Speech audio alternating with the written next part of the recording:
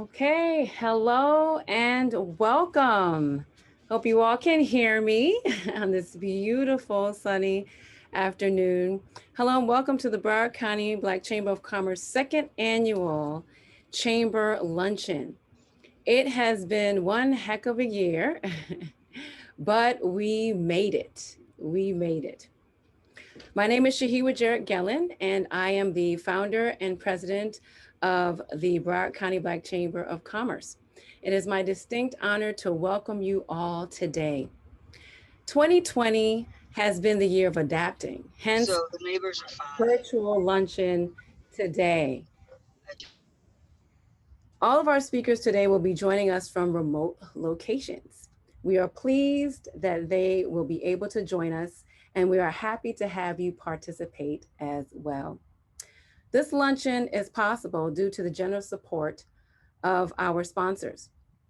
We use proceeds from this luncheon to give back and help foster the next generation of entrepreneurs. The Chamber currently provides speakers to Dillard High School entrepreneurship program, and we've done that last year and this year. We are in the process of starting a program at Walker Elementary School for the 2021 summer. And we're exploring a third program at Boyd Anderson as they kick off their entrepreneurship program. We are thankful to AT&T, who is a Luncheon's gold sponsor. I'd like to invite, and I hope she's on the line already, Crystal J. Cole, who is the Regional Director of External and Legislative Affairs, as she offers a few words as our sponsor. Good morning. Hey, how are you, Hi Crystal? guys. Hi. Thank you so much. I can see a couple of you, but Shahiwa, thank you for having us, allowing us to participate. This is a long time coming, and I'm excited for us to now have built a partnership and hopefully an ongoing one with the Broward County Black Chamber of Commerce. You guys do amazing work, and it just made sense, especially now for us to be a participant and a sponsor. And so we're happy to, provide whatever support we can to your members, provide whatever support we can to the chamber, and then all the good work that you're doing with Broward County School Board. I believe I see Dr. Osgood on here. Hi, Dr. Osgood. We partner with the Broward County School District as well. So as these programs that you are talking about continue, please remember to keep us in mind. And we'd love, through our programs to participate and help out in any way we can. So thank you for this. Absolutely, Crystal. Thank you so much once again for being our gold sponsor. We appreciate your support. And yes, it's been a long time coming, but we're going to be great partners and have a long partnership. Thank you again. Absolutely. Okay, we'd also like to thank Fiserv, who is our silver sponsor today. Fiserv actually sponsored our lunch delivery. So for those of you who are enjoying your lunch, they provided that. Please welcome Shane Caldwell III, who is the Vice President of Business Development and Strategy in Fiserv's Coral Springs office, as he offers a few words as our gold sponsor. Well, good afternoon, everybody, and thank you all for being on this call. I get an opportunity to flourish in a relationship with the Broward County Black Chamber of Commerce that just keeps on growing and giving, and as we take on various events. I'm just going to highlight three themes, and then one quick follow-up note, and then turn it back over to you, Shahiwa. So for the folks who don't know, Fiserv took on the back to business as one of our forward objectives for 2020, all predicated because of the pandemic as well as the social injustice that we saw this year. And so one of those 5 pillars that we took on was to get businesses back. We have customers of a little over 6 million plus that are small business customers. So we understand the impact, and we knew what it was going to take to bring those businesses back.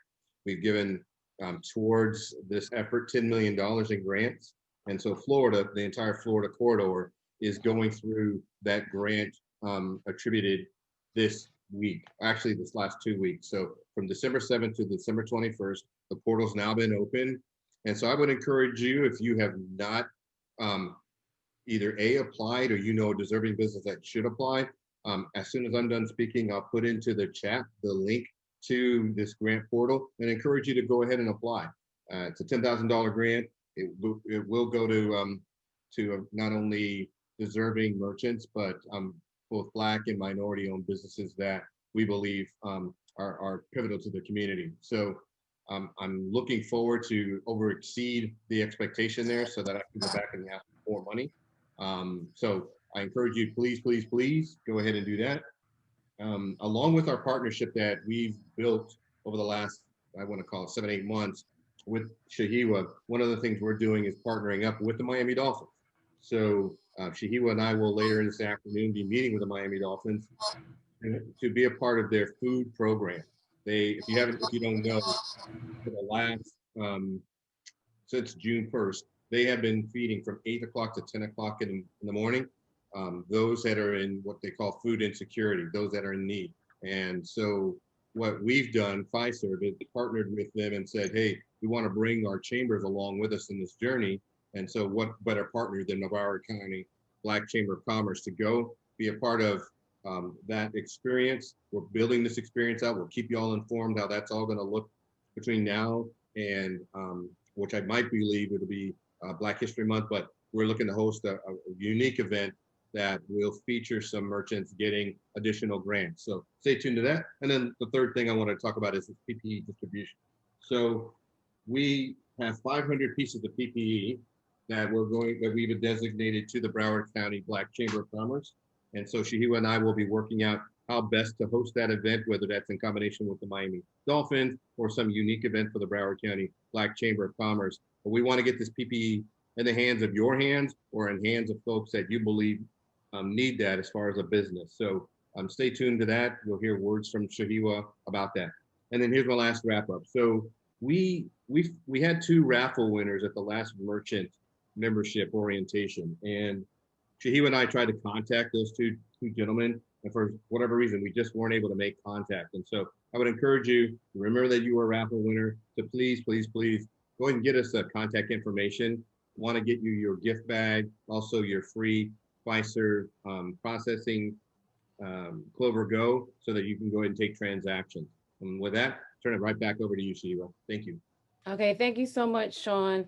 We appreciate your partnership as well. And we know that we'll be working with each other for many, many years to come.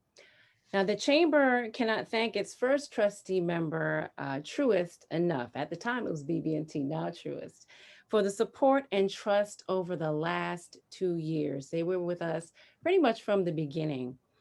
They believe in what we are doing and have supported us from the beginning.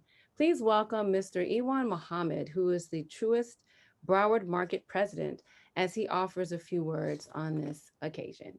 Go ahead and unmute yourself, Iwan. Thank you, Shahiwa. Really appreciate that. Shahiwa, I don't know if you need to start my video. It says that you need to Okay. from your end. I Okay, hit there we start. go. There it is. All right, thank you. You know, that was interesting because I remember when we were meeting over at the Tower Club for those luncheons, and in one of the rooms there. And we're so proud and glad. So as Shahiwa said, good afternoon, everyone. As Shahiwa said, my name is Iwan Muhammad. I'm the market president for Truist in Broward County, which is part of our South Florida region. And we're so proud and happy to support the Broward County Black Chamber of Commerce. This is very important for me. And Shahiwa is a great advocate for the chamber. And frankly, I had no choice. So thanks aside, I had no choice. You guys already know that. So Truist was formed just over a year ago by the merger of SunTrust Bank, what was then SunTrust Bank, and BB&T. We're now the 6th largest bank in the U.S. We're located primarily in the southeastern region of the country and also in Texas. But, size aside, we're structured with an emphasis on local representation for our stakeholders, our clients, and frankly, our local communities. And so speaking of local communities, let me tell you a little bit about our purpose. Our purpose is to inspire and build better lives for people and the communities in which we live and work. And to do that, we have to put our money, where our mouth is, and we've been doing that. Just as recently, as we all acknowledge, this has been a challenging year, without a doubt. That's probably an understatement. We have had so many things thrown at us. The first of which, the first part of the year was the need to support businesses in a community via the Paycheck Protection Program. We were one of the top lenders, most active lenders during that time. We were ranked number 4 in the country for PPP lending. More than 74,000 client applications were processed. I mean, I was on that team. We were up for, 20, 24 hours one night, 20 hours another night, processing these loans because we knew it was very, very important. And that is an example of the awareness that we have of the need to give back as part of our DNA. We've funded over $13 billion in PPP loans. We've supported 1.8 million jobs. Average loan size being around 175,000. 68% of these loans were around 100,000. So that's your neighbor, that's your community businesses. And so, it was really, really important for us to show well in doing this. As far as South Florida goes, over just under a billion, I should say, $960,000. I'm sorry, $960 million of PPP loan to small businesses were done in South Florida. 6,700 loans were approved at an average loan size of about 143,000. That's just South Florida. So, that's an example of what we did. We saved around, I think it was $230,000 jobs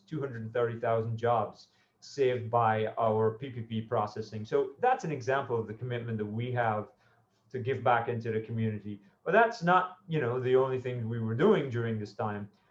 We had a $50 million commitment to Truist Cares, and that included hospitals, that included youth, that included not-for-profits who, fell into a certain category. Truist Cares for seniors. Shane mentioned food services that we were doing, medical supplies for the elderly. Truist Cares for the workforce, the vulnerable population in our communities that we needed to help. We also did major grants to the CDC, United Way, various other nonprofits, Boys and Girls Club. So, it was a time when we needed to give back, and we stepped up and did that. But Shane, you also mentioned in at the time, you had a few words about the social injustice that we experienced during this time, and that's another example of the kind of years that this has been.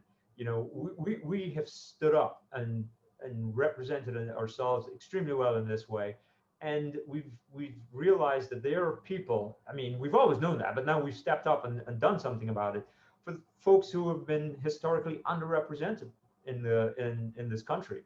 We stepped up, for example, with the Corner Square Community Capital, $40 million to establish what's called the Corner Square Community Capital. It's a nonprofit fund that will support CDFIs, that's Community Development Financial Institutions. 100% of the funding will be allocated to racially and ethnically diverse small business owners, women, and individuals in low to moderate income communities, with a specific focus on African American owned small businesses. So this is really important and very, very centric to our subject today, right? So not only we've done that, we've stepped up $7 million to purpose-built communities to advance work to improve health outcomes, economic mobility, racial inequity in neighborhoods throughout the U.S. and South Florida included. Understanding the social injustices that we've seen, we stood up in that way. We've come up with a pledge to support racial justice and social equity. And there's a lot of people who are now getting on a bandwagon. Well, you got to put your money where your mouth is, and $1 million to support the NAACP Legal Defense and Educational Fund, $250,000 to support the National Organization of Black Law Enforcement Executives. Education, $1.2 million to support 10 historically Black colleges and universities to build technological gaps and support students in the wake of the pandemic. $250,000 to Black Girls Code to support their work and to provide technological education for African American girls in Charlotte. So, these are all examples of ways in which we're putting back into the community. It's very, very important to us. As I said, it's part of our mission to give back to the community and to be a part of the local DNA, the strands of what we're doing locally. And so, if any of you have questions, comments, I would welcome them. I would love to hear more about, how we can um, more represent all the things that you in the community find important. Um, Not only that, but we're also a bank. So if any among you are looking, to grow their businesses, acquire equipment, acquire another business, or frankly, looking for a bank that represents the things you find important, give us a call. We're here locally. I was just telling Shahira, we just moved offices. We're now on Las Olas, 515 East Las Olas on the 7th floor. Happy to meet, happy to talk. Many of you will know my boss, my mentor, my champion, Tony Coley. So if at any time any one of you would like to reach out and establish contact and talk, we're here.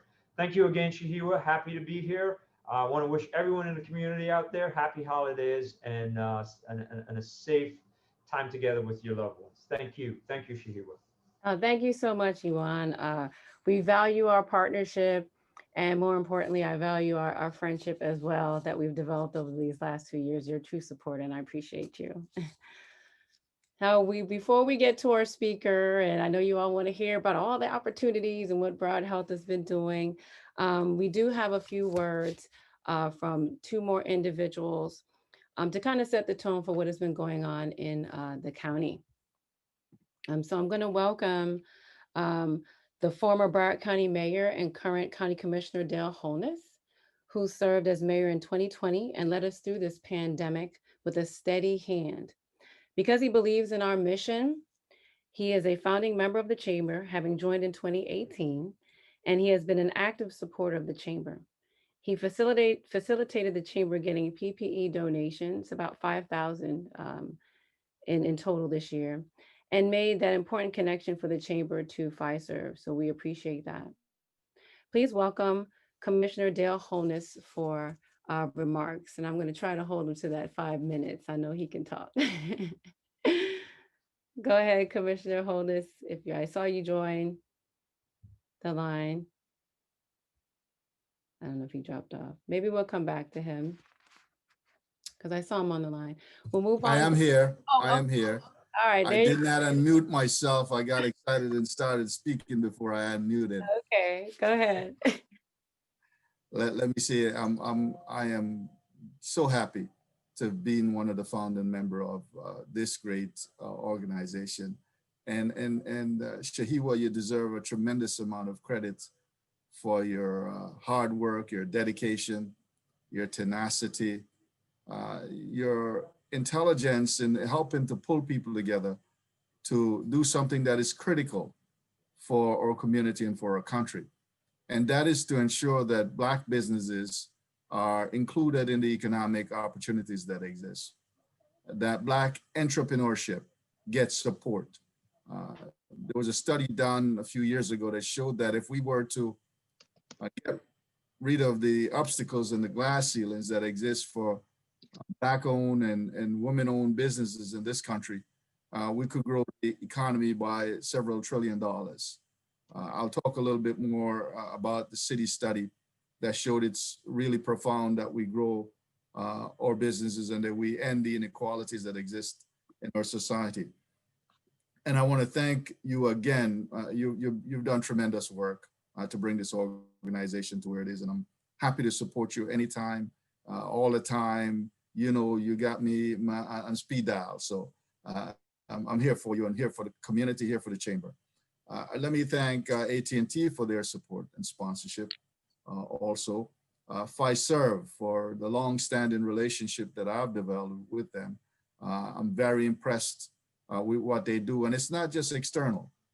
Internally, they have a support mechanism for their Black employees to be able to be mentored and to grow and develop. So that's a tremendously powerful thing that they're doing there. And to my bank, Truist, you're much better than Wells Fargo. I'll single them out because they've done a lousy job doing what needs to be done to help our community. And I told them that publicly from the dais when we went out to secure a bank for the people's money of Broward County. They had no idea as to what to do to help our community. I talked to them about allowing for some opportunities for Black-owned businesses. They didn't have anything in place. And I told them publicly in April when we were in Charlotte looking at best practices there. I sat with their lead person from Broward County and asked them what they were doing. They said they had nothing. They had something for Hispanics, but nothing for Blacks in terms of support mechanism for businesses. And I think that's terrible. So if you got money there, I don't know that you should have it there. I'll put my money at Truist all the time. And sorry if they're offended, but it's a fact. We've seen the news stories time and time again. And we must, as a people, reward those who are looking out for us and who are supporting us. If we don't do that, we won't get the support that we need to get. And this country, this community, will not prosper as much as it should. I don't know that 5 minutes can contain me for all I got to say, Shahiwa. I probably need much more than that. But let me say this, that in 2019, when I became the mayor of Broward County, our economy was doing very well in November. Our unemployment rate was 2.8%. I came up with a great plan to build a system across the community for a 2050 plan. That's where we were going. Bring everyone together to look at our economy, to look at employment, to look at health, to look at the environment, to look at all aspects of our lives and build a plan forward. One of the things that I lament all the time is the fact that as a great nation as we are, we don't have a long-term plan for almost anything. Our plan is the next election, how we can make the other person look bad so we can win and take power. We ought to have a long-term plan. And if you look at other countries, particularly China, what they have done over the years, they have a 100-year plan that they adjust every 5 years. That's why they're growing as fast as they are. That's why they're all competing us in the world. We must, at some point in time, really sit down. So we're working on that still. But then came the pandemic, a crisis that we've never seen before, totally unprecedented. And that word cannot be overused because it is the story. So in March, we had to take emergency actions to work to stop the spread of this virus. Yet it continued, and we did what we could here in Broward County, and I'm proud of the team effort that we led with our mayors, with our health department, with our staff here at the county to look at that, to see how we fix, how we find solutions. And I'm happy to tell you this, that when it comes to the number of people who have lost lives in Broward County because of our collaborative effort, we have less than half of those that passed away from COVID in Broward than Miami-Dade County does. They have about 2.5 times. We have about 1,700. They have about 4,700, even less than Palm Beach County, which is a much smaller county. So that is a testament to the effort that we undertook here in Broward County. And then came George Floyd. We saw the brutal killing. Just cold and callous was the facial expression of that law enforcement officer who was supposed to serve and protect, really snuffing the life out of this man. And we had a protest on the streets, and we listened, and everyone across all ethnic lines, all racial lines, everyone, rich, poor, everyone poured out into the street. So many people came out and says, hey, this must end. And that voice is being heard. And I believe that consciousness is being awakened across this great nation and the world to seek justice and fairness and equality and equity for all people. We passed in Broward County, the Police Criminal Justice Review Board 2 months ago, and we're now putting people in place on that to look at the whole criminal justice system, to address police abuse, but not just that, how people are charged, who gets a pass and who gets civil citation and who doesn't. The judges sentence people. Their Tampa Bay Tribune study show that if you're Black and you go before a judge and he's white or she's white, you're gonna get 20% longer sentence for the same crime as someone who's white. That's wrong. That must change. So we're gonna look at all of that. We continued our process here in Broward County, and I brought forward again the Crown Act to look at discrimination that exists because someone want to wear their hair naturally and not use chemicals to straighten it, and they want to do an afro, or they want to do braids, which is much easier for people of African descent to manage.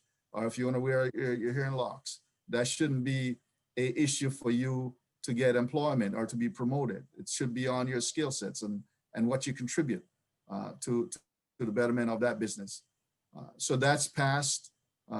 We also have debate, which is ongoing, on acknowledging the enslavement of African people in this country with the Juneteenth celebration.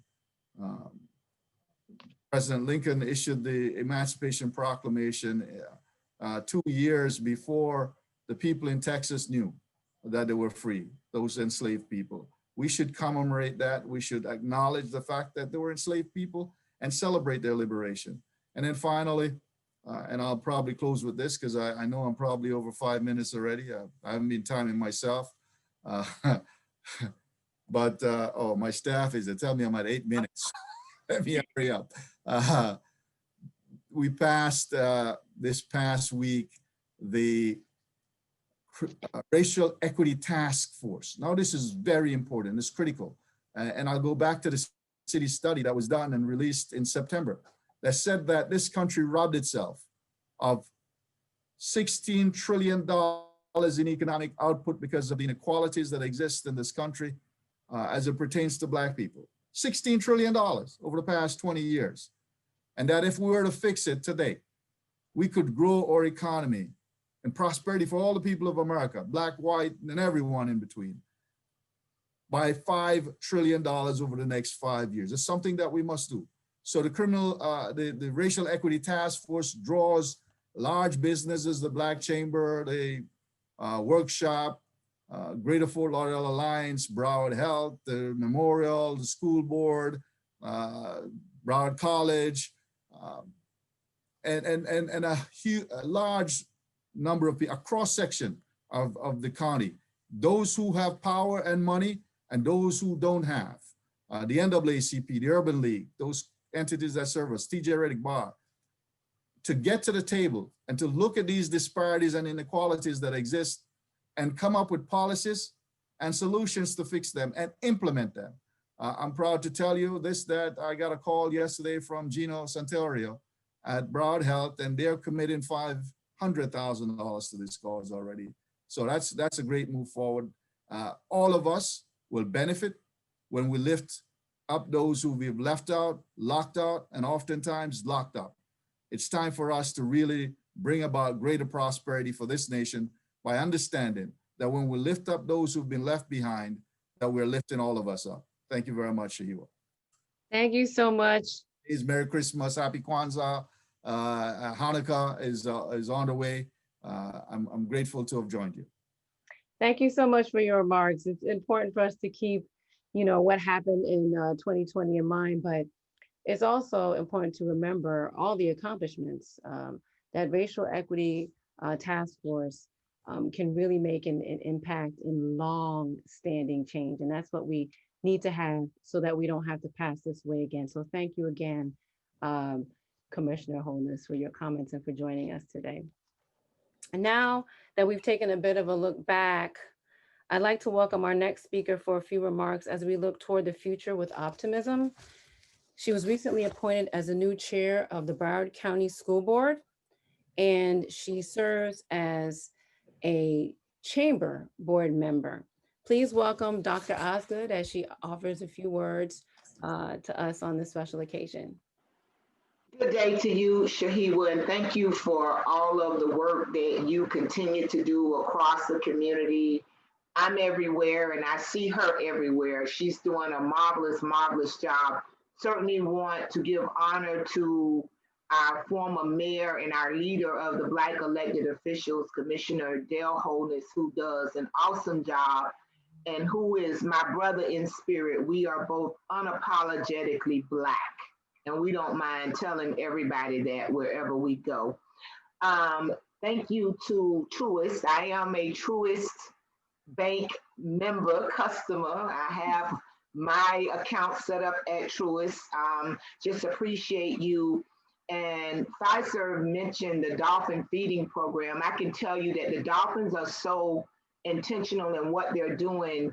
I run a nonprofit on the heart of Sistrunk, and they have given me food since COVID that every Wednesday I'm feeding at least 100 to 300 meals on a grab and go, and giving out masks that I get from the chamber or for Broward County, because many of the poor people on the quarter can't afford the mask. So I would certainly be interested in whatever we're going to do with the Dolphins. They've done a good job.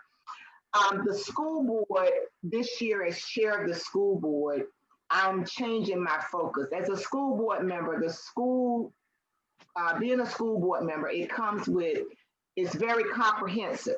So you have to pick and choose and prioritize areas. When I first got elected, I had 13 F schools. So my priority has been academics. I mean, I didn't have any other alternative.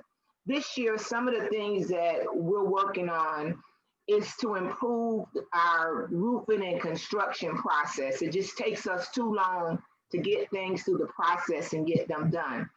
I'm also working to increase the 31 African American vendors that we have that are services that are not in construction. We have to ask specifically for the list of African Americans because they'll group all minorities together and give you the list.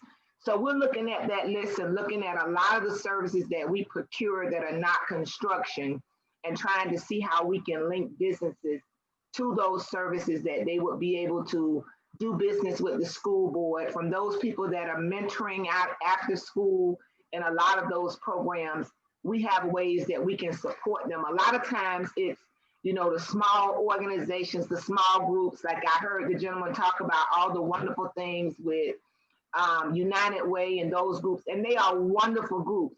But you have grassroots, smaller organizations in communities that do more the nuts and bolts, that have built the trust with a lot of the entities and indigent people that we really need to empower. My courageous move for this school year will be this shift the school district to be an anti-racism school district. Right now everybody's talking about equity, and we'll take equity. It's good. Equity allows you to get equal access. But when you start focusing on being anti-racism, it allows you to get equal outcomes. For example, you've heard of the famous Promise program that was under attack. And with the Promise program, Broward County in 2012 was arresting more kids than any other county. With the Promise program, we have changed that drastically, where we're not arresting kids in that way now, but we still see the racial disparity in discipline. There's still a major, Black and brown kids are impacted at a major rate disproportionately. So it means that we have to literally change the culture of what we're doing and focus on anti-racism. We started doing courageous conversations with the staff, but that's not enough. After Mr. Floyd was murdered, I just decided that I can't go on and have casual conversations, eat chicken with church people, and not deal with racism that's literally killing people that look like me. And then finally, right now, we're in a massive dilemma in the school system. We have thousands of kids that have never come to school face to face or logged on since we opened in October. It is a major problem. So we're shifting our focus to try to get as many kids back to school as we can face to face, because some have not connected. There's another group of about 8,000 that have 15 or more absences. And then a lot of the kids that were high performing are struggling. There's a small percentage of kids that are doing well with the e-learning. So while we're trying to manage the increase in the COVID numbers, we have to do something in an urgent way to re-engage our children in education. The governor recently released an executive order where he's going to give us intervention money and ask us to strongly urge students who are struggling to come back to school. We know that when a child is absent for more than 10 days, it's truancy. So we're hoping that this whole punitive measure of kids not being connected to school does not kick in, and then we have more stuff with the Department of Children and Family, juvenile justice. So we're trying to encourage our parents, and I'm going to ask you as you're talking out in the community, talk about how important it is for students to be connected to education. If parents are not comfortable sending them face to face, they absolutely must have them logged on a computer somewhere. We have many devices. AT&T work very well with us to make sure that we have wireless provisions and hotspots and those things. But it is unacceptable for any child to not have engaged in learning for 2 consistent months. So I'm asking you today, as you're in your various places of influence, even in your home and your family, check with your nieces and nephews, your children. Don't just let them be in the room on the computer if they're e-learning. Go see what they're doing. Go check their grades. The governor has not waived testing for next year. We expect in May, April for testing to start. And think about it, kids have been disrupted for over 8 or 9 months with learning. So it is a crisis that we're in, and we need the entire community to get on board to help us reconnect, because these are our future employees, our future entrepreneurs, our future doctors and lawyers. So we can't allow them to take this hit economically and educationally and just wipe the legs out from under them, that we see the worst graduation rate ever, in 2021. Thank you again to the Chamber for the amazing work that you do. I did see Crystal Cole, if she's still on. I love Crystal, a very exciting young person who's doing great work. And I saw someone log on with a pink and green background. So to all the AKAs on the line, we're going to paint the White House pink and green with our sorority sister Kamala in just a few weeks. We don't care if it's virtual or not. We're going to be in that White House. God bless you all, and happy holidays to each of you. Thank you so much, Dr. Osgood. It's always a pleasure to have you on. And I hope you all paid attention to some of what she outlined, making sure there are opportunities for current business owners, but also making sure that we're focused on giving back any way we can in our community to our future, which is extremely important. Thank you, Dr. Osgood, for serving on our board and for serving in the community in the many ways that you do. Now we're going to move on to our featured speaker. Before we do that, we're going to take a look back at how we celebrated last year with this short video. It was our first luncheon, and what a feeling it was to be able to celebrate at that time. So we're just going to play this really quickly, and then I'm going to introduce our wonderful speaker. Welcome. Today is our celebration of 1 year of this chamber being in existence. Can you believe that? It was just a year ago. Black business owners have a place to come, to be strengthened, to be encouraged, to build their capacity to do more.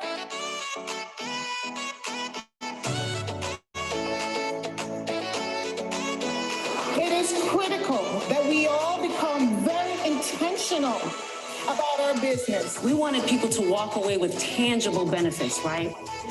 Being a better business owner because they attended our events. So over 2,000 people have attended chamber events in 2018 and 2019. I saw the passion in Shahiwa, and I saw what she was doing, so I wanted to rally her, because when you see the passion, you see the commitment, then you can be a part of something great. As Black women and being leaders in America, it is important to continue on the legacy. That's the value of this Black Chamber of Commerce, and that's what we are here to do. Thank you all. So one of the things I wanted to talk to you about today is disaster recovery and the impact that disaster recovery will have on minority businesses and the opportunities that are available to those minority businesses. I'm asking you to be purpose-driven about your business and give back to the community when you can. As you learn, you must teach. And as you teach, you need to be ready to learn. We were incorporated in May of 2017 during National Small Business Week. Our official launch was August 13th of 2018. I'm proud to say, after pounding the pavement, knocking on doors, talking to many Black business owners, our membership is now over 120 members.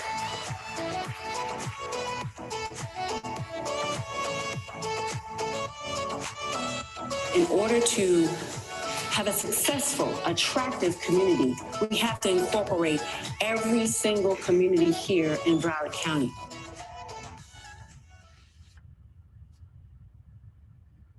Okay, that's right. No community left behind. Welcome. Right?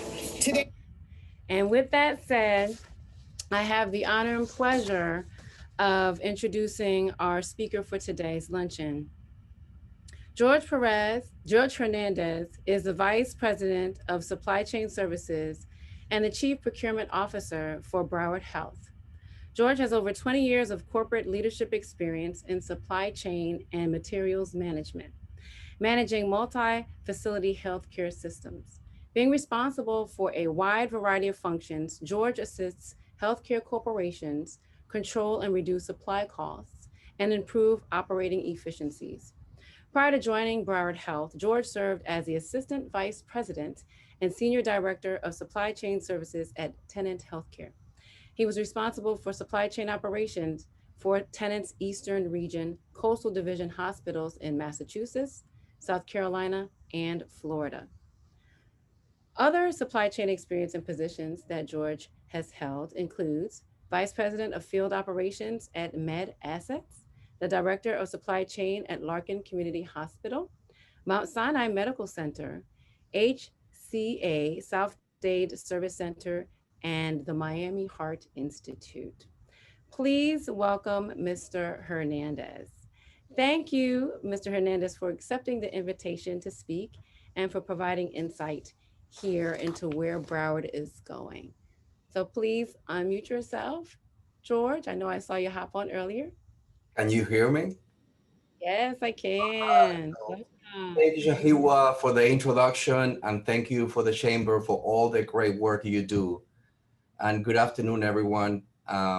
It's going to be hard to follow some of the speakers that we had today, like Commissioner Holness. But my name is George Hernandez. I'm the Vice President of Supply Chain Services, Chief Procurement Officer at Broward Health. And I'm pleased to be here with you today to share the many ways Broward Health Supply Chain is striving to excel in diversity and inclusion. But before I do that, I would like to share what I'm currently working on and how my role has changed since the start of COVID-19. Early this year, when the COVID-19 first became known, Broward Health procurement team quickly recognized that global supply chain disruptions will likely be encountered due to the increased demand of personal protective equipment and also the manufacturing disruptions in Asia. Our team has proactively built a corporate stockpile as a backup to hospital inventories. Numerous forecasting solutions were developed and implemented, which was significant. It was a significant accomplishment, given the time constraint that we have to play with, and also the urgency imposed by the pandemic. Some of our departments, like value analysis, our bids and vendor relation, our procurement team, our supply chain operations, work beyond the day-to-day responsibility in an operations, collaborating with the clinical experts to source and vet items no longer available to the contractor manufacturers and distributors due to the demand and the disruption. I'm proud to say that Broward Health has been able to maintain adequate supply volumes to avoid disruption to our daily healthcare operations. Now, almost a year into the pandemic, our corporate supply chain continues to project future hospital needs. Months before the COVID-19 vaccine was approved, cold storage units were purchased to meet the demand of the individual vaccine. Now, I'm proud to say once again that Broward Health is ready to take care for over 8,000 employees, first responders, and our community as needed. But not only has been working with manufacturers and distributors being our main focus, My team has also been instrumental in working with the Broward Health Foundation as they coordinated community donations of PPE, foods, and other gifts given for our healthcare heroes in our system. Broward Health received donations from many local businesses and large corporations, and we thank you for that. A lot of these local businesses were Black businesses within our community, so thank you for all your donations. I'm pleased to share as well that vaccination of our frontline caregivers will be underway within days, and that is great news. Now that I have given some insight into me and what we have done for COVID from the supply chain perspective, I would like to share more about Broward Health. Broward Health long-standing mission has always been to provide quality care to the people we serve and to support the needs of all physicians and employees. As a safety net hospital, we provide quality care to all of those we serve, regardless of their ability to pay. We are the 10th largest public health system in the nation, and we have been caring for our community for over 80 years. Well, we have been busy caring for COVID-19 this year.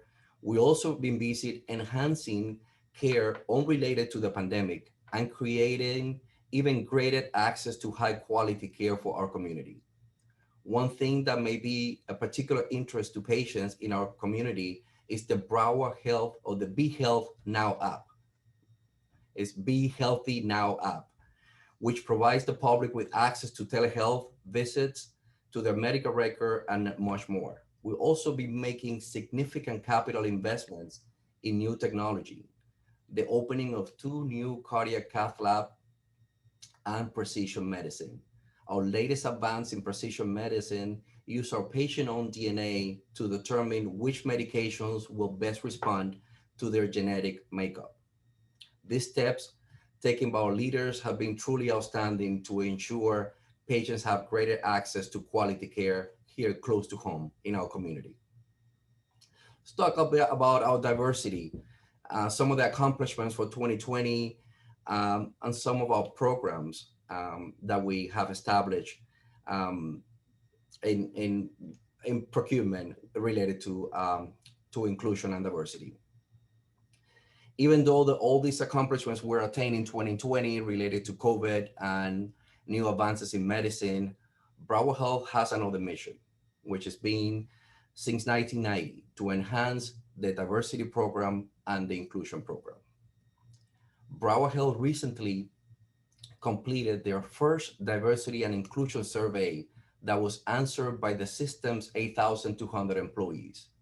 In response to the survey, Broward Health launched a system-wide executive diversity council to help prioritize diversity and inclusion initiative. Broward Health also created a mentorship program for employees, physicians, and graduate medical education students to provide the training skills needed for career advancements. Even prior to the survey, we're proud that our workforce is a true reflection of the diverse community that we live in. Almost 70% of Broward Health employee family represents minority groups, and almost 40% of our leaders, managers, and hire are diverse. To put perspective into, according to the American Hospital Association, the healthcare industry average for diversity is 12 to 20%. And we're almost 40% with our leaders and 70% of our employee family being represented by minority groups. In fiscal year 2020, Broward Health has spent more than $3 million with Black-owned business, and we saw an increase this year versus 19. As a leader of our supply chain and procurement, I can share that our team is extremely proud to have a good supply diversity program, always welcoming ideas to improve our program, but this program that we have in place is reflective of our population here in South Florida. We're very passionate about attracting diverse suppliers who are offering high quality, competitive price products and services to enhance the level of care we need for our patients.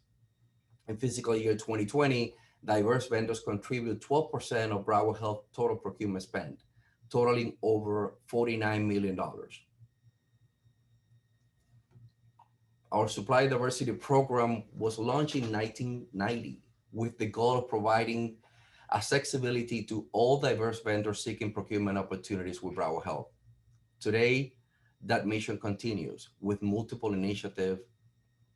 Some of this initiative is the annual outreach events that we conduct, our annual Supply Diversity Business and Health Expo, our industry trade open houses that target all trades within specific industry to connect with the Bravo Health stakeholders like IT, construction, and other clinical areas. We know that this year has been challenging due to COVID-19 and not being able to host some of these events, but we're looking forward to a successful FY21 and ending this pandemic and being able to enhance again our outreach events. We also conduct vendor orientation, and we do this semi-annual where we introduce our programs and our procurement process to the vendors and allow them to understand how to become a vendor with Bravo Health. Important to mention that also we've been working with the South Florida Anchor Alliance, and Bravo Health play an important role as one of the lead anchors on developing and implementing the procurement blueprint. Our supply diversity policy was revised in late 2019 to ensure that all formal and informal bids are reviewed for possible supply diversity enhancements, such as RFP scoring, certified diverse vendor subcontracting, certified diverse vendor quote price tolerance. Also important to mention is that we release RFPs targeted to local diverse vendors. We have talked to our design and construction managers and leaders, and we are in the process of developing a community mentorship pilot program for the design and construction area. Some of the important highlights related to Bravo Health Supply Diversity Program that we always present every time we do an outreach event is to be eligible to participate in Bravo Health Supply Diversity programs. Organizations must be certified by one of Bravo Health approved certification partners. Organizations must register our vendor at our vendor website, which is vendor.bravohealth.org. For additional information on Bravo Health Supply Diversity programs and initiative, you can contact our outstanding supply diversity team. And with us today, I have Larray Floyd. She's our supply diversity manager, and she has done an outstanding job throughout the years. I'm looking forward to always improve and continue tweaking and tailoring our programs to work with our diverse vendor partners within our community. You may contact her at supplydiversity@bravohealth.org, or the phone number is 954-473-7502. As Bravo Health continue to explore new relationship with our diverse suppliers across the procurement spectrum, we encourage you, business leaders of South Florida, members of the Black Chamber of Commerce, to seek out opportunities, logging into vendors@bravohealth.org. You would click on the current opportunities, and Shahiwa, we can send you this information after, and we can disseminate with the members that are attending the call today. You can go under the current opportunity tab to learn more about the upcoming bids and all the programs that Bravo Health is trying to expand. So we're looking forward to growing with you as we care for the health and well-being of our community. As I close out my presentation, I will be remiss if I don't thank you, our community, for your support throughout this pandemic. Commissioner Holness, you have been a great support to our institution, and we really appreciate that. It's been a tough year, a hard year for all of us, but many of the donations of food, PPEs, and other goods were significant, were very significant to our employees, and really a morale boost for all of our healthcare heroes. They're working 12, 24 hours, without going home in those COVID floors. So they have done an outstanding job, and working hand in hand with the community, and knowing that all of you are supporting our healthcare heroes is being a significant morale boost. As we enter into the holiday season, please continue to wear your mask, social distance, wash your hands. we really hope that the end of the pandemic is in sight, and together we will succeed these unprecedented times. Thank you again for having me over today, and stay safe and happy holidays to everyone. Thank you once again, George, for accepting the invitation to speak and for providing insight into some of the actions and steps that Broward Health took in the wake of everything that was going on, not just health-wise, but also with regard to racial issues. I will say this, Broward Health did start a committee that we launched early this year, focused on diversity and inclusion, and the chamber was at the table working along with the CEO, with George, and with some other senior leadership there. And we look forward to continuing that relationship because we know this is something you're focused on and dedicated to doing. I will also tell you, for all our participants, that this is a real opportunity. We hosted an event, a Get Listed event last year in September with Broward Health, and then did a follow-up with Vizient, their provider, GPO provider. And we had George, in fact, for someone who attended the September meeting, had an issue with a contract, and George took care of it. She came back and told me that you took care of it. A glitch that she'd had for about 6 months. You took care of it on the spot. And we had other members that were able to meet senior level members of the team there at Broward Health. And we have a member actually working on a contract now. So attending these events works, meeting senior leadership works. And we thank you for always being so open to meeting our members and sharing the opportunity. So thank you once again for being here with us today. Thank you, and thank you to the chamber. Okay, so now before we close today, I did want to offer some of my thoughts regarding the year, excuse me, and encouragement, because as many of you have said today, and of course, as many of you know through your own experience in 2020, this wasn't an easy year. This is the time of year when the chamber takes the time to reflect on the road that we have traveled together, to see what lessons can be learned, and then look forward to create a path where we can grow. In 2020, we listened, we supported, we worked with you. We were by your side all the way as you weathered the storm of COVID-19 and a racial reckoning that this country has not seen in decades. Making countless personal phone calls to chamber members for welfare checks and to provide information on city, county, and federal opportunities. We were there. Because of those calls, we quickly engaged in a very assertive advocacy campaign with our federal representatives in order to communicate the dire need our business community was experiencing, because they needed to know what you were going through as business owners.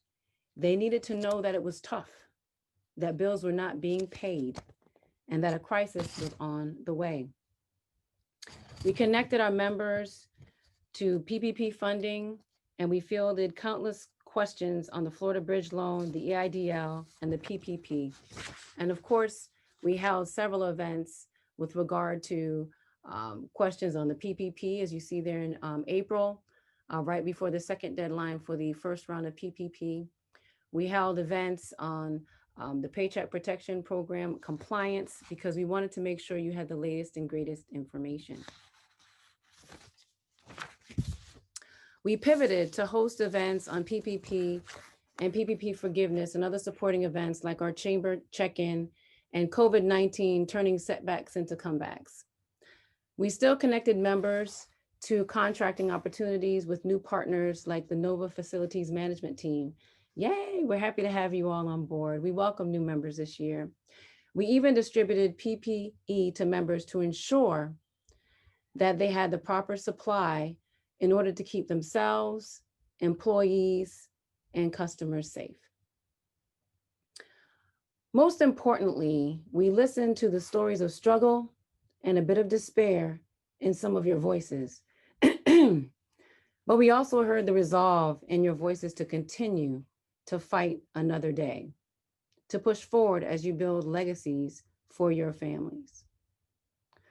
So no, 2020 was not easy, and we've lost many, but we have more to gain in the future. We must put one foot in front of the other. And while some studies show that we have lost almost 41% of Black businesses by mid-April of this year, we will rise together. We will build together. We will get stronger together. And the chamber made sure that we tried to be there and unearth any resource for our members. So as you can see in some of these slides, we were able to get some of our chamber members grants through our relationship with the National Black Chamber of Commerce. And of course, through our partnership with Fiserv. You see one of our members there received a grant, and Fiserv is currently rolling out their grants. 2020 should have taught us all to be prepared. Have a will, trust, life insurance, because you just never know. Have a relationship with a more local or smaller bank so that you can get the attention you need and deserve as a small business owner. Or hold on to your relationships with banks that were responsive to your needs. Be prepared at all times, so have your financial statements and bookkeeping together. There will be another round of assistance, so be ready. In 2021, we will continue to support you and be there for you. Don't disappear when we reach out. We know it's hard, but we're calling, we're emailing because we're checking on you. We have resources to connect you to what you need. We are here to help. We will push you out of your comfort zone, but now is not the time to be complacent.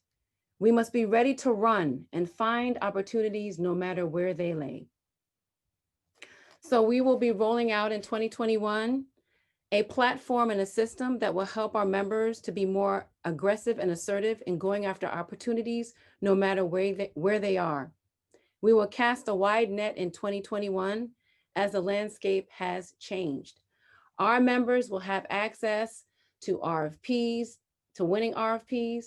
They'll have access to bids their competitors have put in. You will have access to information that will help you win new opportunities in 2021. So listen out for that. We also are launching a chamber mentorship, executive mentorship program for our business owners. We have partnered with a group of C-suite executives from corporate America who will help our members and serve as mentors.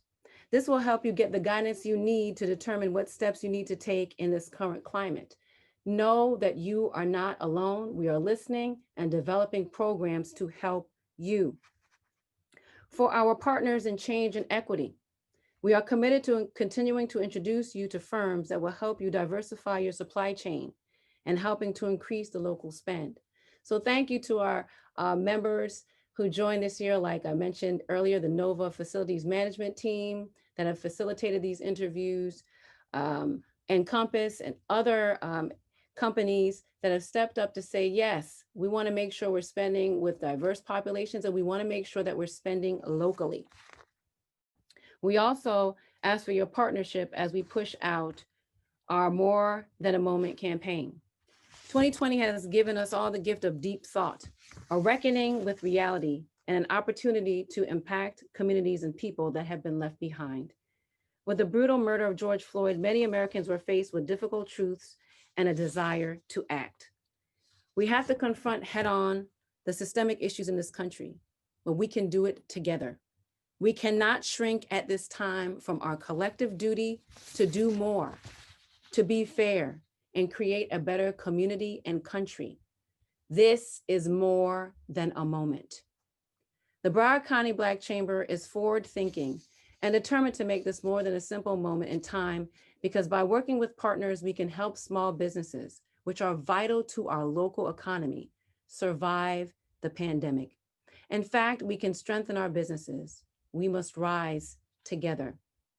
If you would like to partner with us to ensure that no community is sacrificed in this pandemic, and we address the true hindrances to prosperity for Black businesses, such as lack of working capital, the need for equity in public and private contracting, closing the information gap that exists, and providing hands-on technical assistance and mentorship, then we are ready to work with you.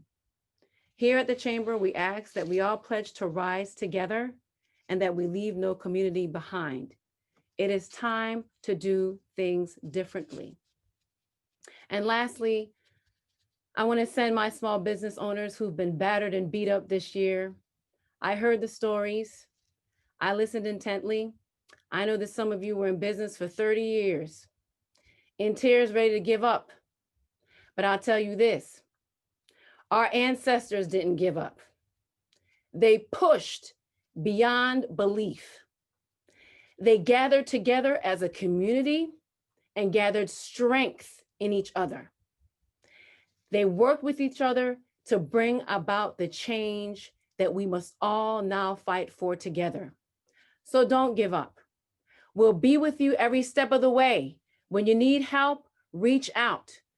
We'll connect you to the resources that you need. We'll connect you to the people that you need, as we have done since our beginning. But even more so, I leave you with this. Our ancestors, in the midst of oppression, racism, and discrimination, created businesses, they built communities, and they built each other up, and they supported each other. And this is what we must do during this time. Push on, my people. Get some rest over this holiday weekend and please over this holiday season, but get ready to fight, get ready to push, get ready to hunt for new and expanding opportunities with the Chamber in 2021 and beyond. We are here for you. Thank you. Once again, I'd like to thank AT&T for their sponsorship. I'd like to thank Pfizer for their sponsorship. Thank you to our Chamber board members for your hard work. We'll be working and rocking and rolling in 2021. Thank you to our trustee members, Truist and Pfizer. Thank you to our government partners, Broward County Libraries, Broward County Cultural Division, Destination Sistrunk. And thank you to our members for supporting us and allowing us to serve you. It has been a pleasure to serve as the president of this chamber, and truly it has fulfilled one of my deepest passions. Enjoy the holidays, be safe, and we will see you next year. Thank you all for joining us today.